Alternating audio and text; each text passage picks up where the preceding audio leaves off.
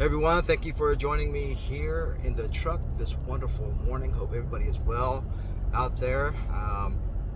Just want to come on here real quick this morning to talk about um, the things of marriage. The things of marriage have been on my heart lately.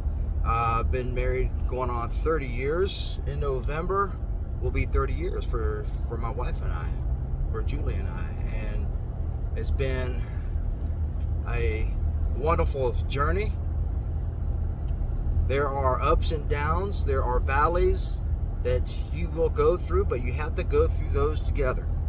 And it's not one or the other going through them by themselves.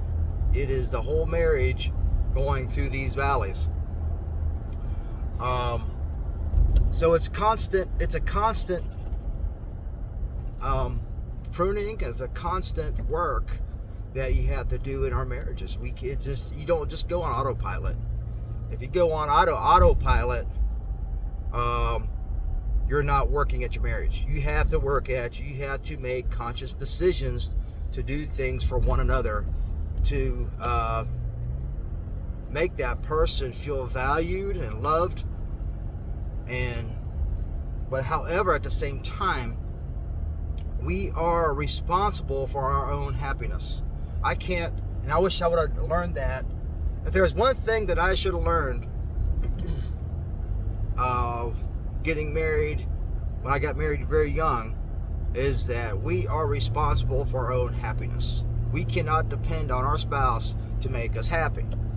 Okay? Sometimes they are incapable of doing the things that maybe you feel that they should be doing in the marriage. We have to show. This is where we have to show grace to our spouse, because we ultimately, at the end of the day, if you're pointing your finger at your spouse because they're not doing the X, Y, or Z's of marriage, you need to look in the mirror, because that mirror is going to point right back to you, where there are some things that you're going to have to work on. Because if you bring God in your marriage and go by His ways, not your ways, not the secular ways, but by His ways, and apply the scriptures into your marriage,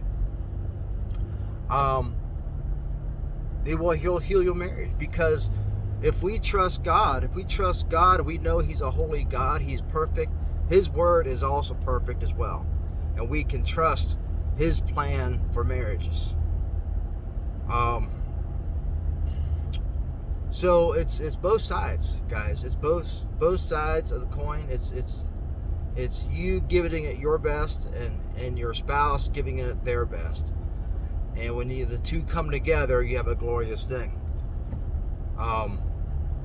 But at the end of the day, I was talking to a lady the other day I work with, and she had been married a lot longer than I have. And I said, "What's your secret?" And basically, she said, in a nutshell, she said exactly this, is that we are responsible for our own happiness. And I said, "What do you mean by that?" She says, if your husband likes to do X, Y, or Z, and it makes him happy, and you don't want to do that X, Y, or Z with them, that should be okay. All right? You don't have to do everything together. You have to take care of yourself and your happiness, whether it's hanging out with friends or whatever you got to do. What makes you happy? Your husband might be an introvert, and you might be an extrovert. You may need to socialize, to go to a coffee shop and go to do your thing, and the husband or the wife doesn't want to leave the house. They're homebodies, okay? But you have to be responsible for your own happiness, and we have to respect one another. I said, that makes a lot of sense right there. So I wish I'd have known that 25 years ago, almost 30 years ago, okay? That was the best information that I received, that we are responsible for our own happiness. Now, granted, it's also good to communicate. If there's something out of line in the marriage, communicate that in a way that it's going to be taken as edification to build up the marriage. Okay, not cutting each other down, not giving the silent treatment. All right, not giving the silent treatment. I know there are times that you just don't want to deal with this guy or gal or your husband or your wife, and you just want to shut down. Well, that's the worst thing you could do. I think the best thing to do is clean your plate every day. Clean your slate every day before you go to bed. And that old saying is don't go to bed angry. That's true. Because if you do go to bed angry, you get up the next morning. Some people can etch a sketch. Some people can really erase what the day before and hey, let's just start all over, But if you have unresolved issues, it's best just to get them out on the table and lay them out there.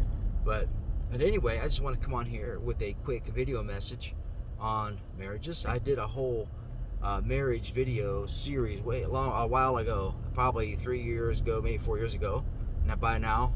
And I always think about, I like to start it back up again, but I'm in 1 John right now, so unless the Lord gives me some material to work with, I'm just going to stay the course with 1 John.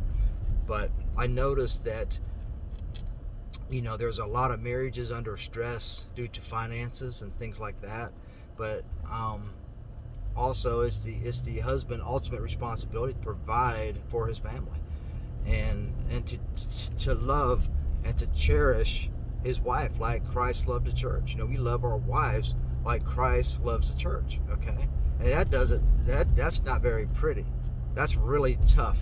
Okay, that's really hard to do, to love a person that's maybe ugly to you. Maybe they're giving the silent treatment to you for whatever reason. They're shutting down, or they're manipulating. But we have to stay the course, pray, fight for our marriages.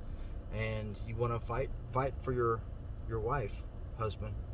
Okay, fight for your wife. Always fight for her. Okay, and I think the hardest thing on marriage is young couples. Let's talk about young couples. Is when a child is born, when a child comes into the marriage. It's a beautiful thing. Love children, love babies, but there ought to be time away, once a week at least, for you and your spouse to get away, if you have support.